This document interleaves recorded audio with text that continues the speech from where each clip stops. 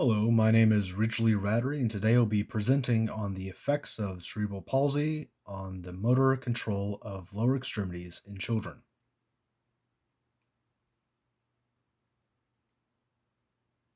First off, let's answer the question, what is cerebral palsy?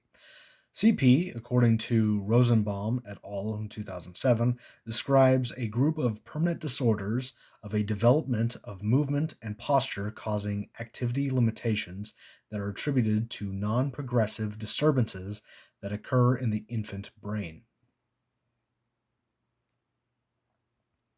The first article that I looked at that discussed CP and motor control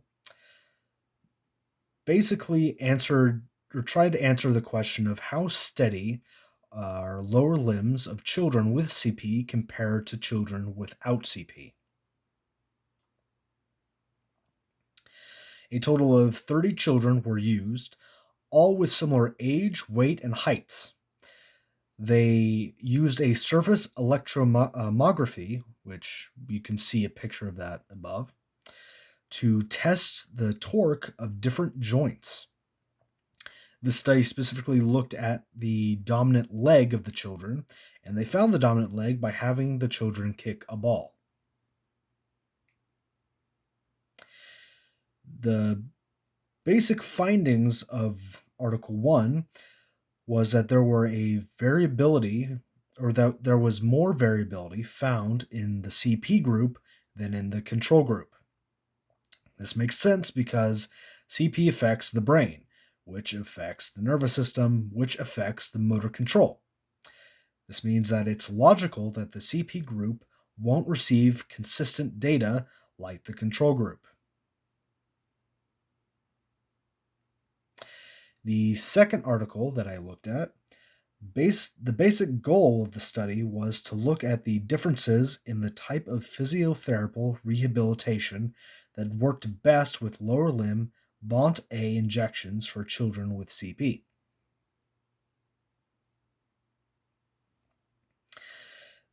A total of 34 children with CP were randomly separated into two groups. But before they were allowed to participate in the study, they went through a vetting process. The eligibility, or in order to be eligible for the study, the children had to 1. Be 4 to 14 years old, 2. Were diagnosed with CP, 3. Were ambulant, 4. Were in a BONT-A program, 5. Required BONT-A, and 6. Had to take a 6 weekly physiotherapy sessions. They were, however, excluded from the study if they 1. Couldn't complete the baseline assessments, 2. Received surgery 6 months prior to the study, 3. Had difficulties participating in the therapies, or 4. Had some condition that prevented them from exercising safely. The findings of the second article the basic findings of the second article was that there were no significant differences between the two groups. Now getting into the critiques of both articles. Previous research done in both articles, or done in Article 1, was that the clinical literature showed how strength training can remedy the motor control impairments with children with CP. Another was how different abnormalities affect movement in children with CP. Another was whether or not distal muscles may exhibit greater impairments with children with CP. The previous research in Article 2 flowed better, and I say flowed because they were all connected in some way, in some shape, or in some form. Like, for example, how one previous study made sure that BONT-A was both safe and effective to use on children with CP. Another studied how BONT-A reacts to physiotherapy.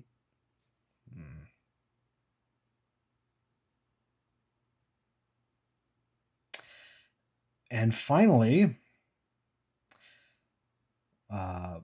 another study showed how physiotherapy is required, or how much physiotherapy is required to have results with BONT-A.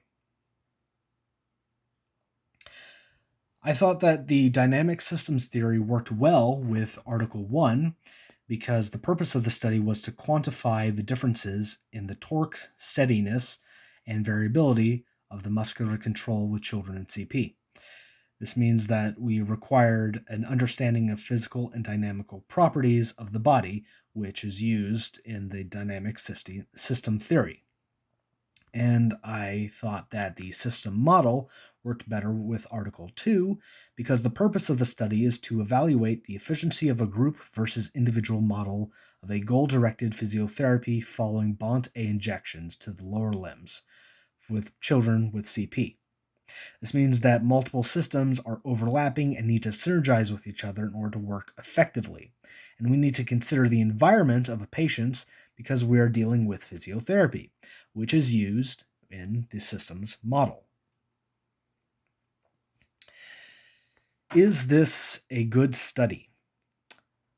While both articles could use more participants in the study, I would say that Article 1 is a good study because both the test group and the control group had roughly the same age, height, and weight, meaning that they had similar data, and that the methods were fairly thorough.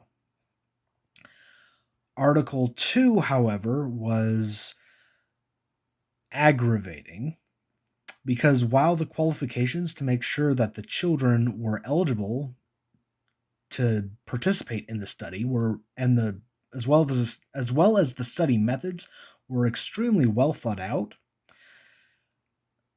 I only found out that there were 34 total children randomly selected and separated into two groups in the abstract, when I should have found that information in the methods section of the article. Now, it would have been fine if it would have been in both the abstract and the methods, but I only learned it in the abstract, and that should not be a thing.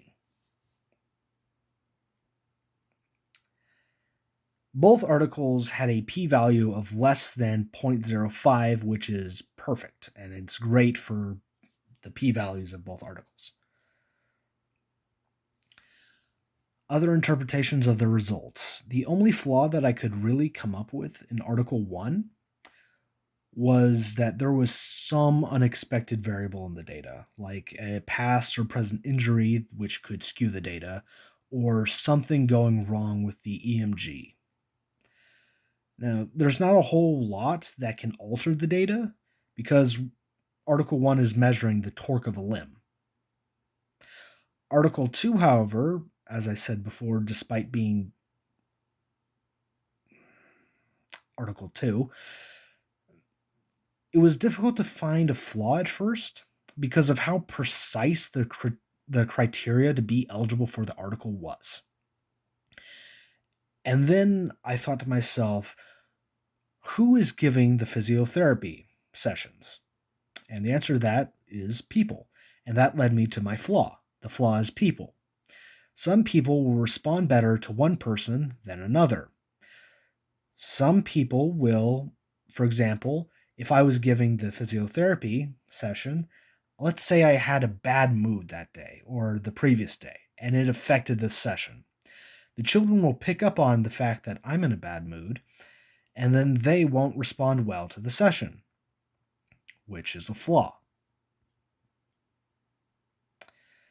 Was it interesting?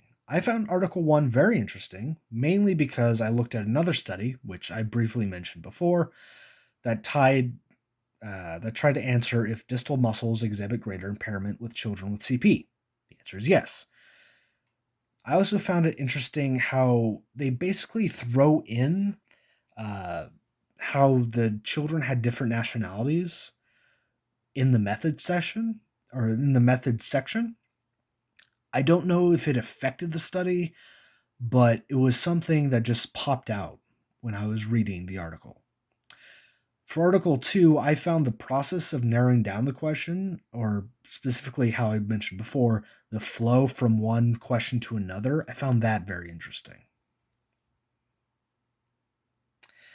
Follow ups. Like I said before, they threw out the different nationalities. It might be an interesting question to ask. I don't personally believe it will lead anywhere, but it's still something to take note of.